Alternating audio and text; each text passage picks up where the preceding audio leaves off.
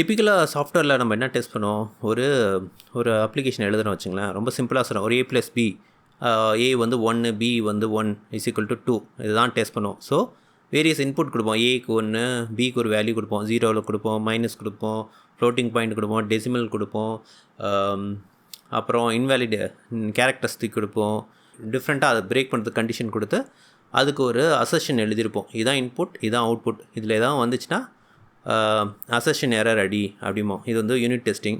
அப்புறம் இது integration testing, அப்புறம் பெர்ஃபார்மன்ஸ் டெஸ்டிங், நிறையா இருக்குது டெஸ்டிங்கில் பல இது வச்சுங்களேன்.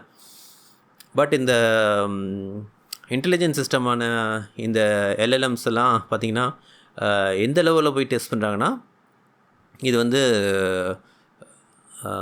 ஸ்கீமிங் பண்ணுதா, கோவர்ட் சப்வர்ஷன் பண்ணுதா, இல்லை அலைன்மெண்ட் ஃபிக்கிங் பண்ணுதா, கோல் கார்டிங் பண்ணுதா, செல்ஃப் எக்ஸ்ப்ளரேஷன் பண்ணுதா, கோவர்ட் சப்வர்ஷன் பண்ணுதா, டிஃபர்ட் சப்வர்ஷன் பண்ணுதா. இதெல்லாம் வந்து நான் ஏற்கனவே எக்ஸ்பிளைன் பண்ணியிருக்கேன். கோவர்ட் சப்வர்ஷன்னா ஆரம்பத்துலேருந்தே தன்னோட சொல்லப்பட்ட கோல்லேருந்து நவர்ந்து வேறு வேலையை பார்த்துட்ருக்கோம். பட் அந்த மானிட்டர் பண்ணுறவங்களுக்கு தெரியாத மாதிரியே பண்ணிகிட்ருக்கோம்.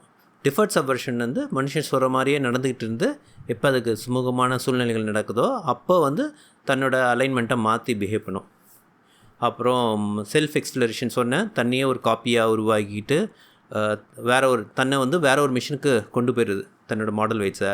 அப்புறம் க்ளோனிங் சொல்லியிருந்தேன்ல, தன்னோட ஒரு காப்பியை பல சர்வரில் உருவாக்கிக்கிறது.